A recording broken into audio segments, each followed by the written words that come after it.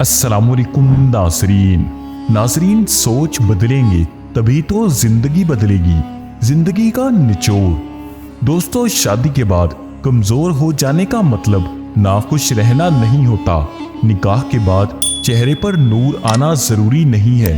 चेहरे पर नूर अच्छे अमाल से आता है। ससुराल में इज्जत अच्छे इखलाक से होती है।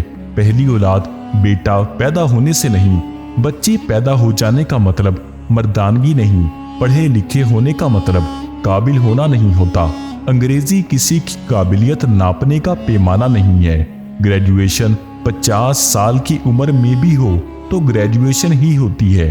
4 साल तालीम 7 साल में भी मुकम्मल हो तो डिग्री और खुशी वही होती है।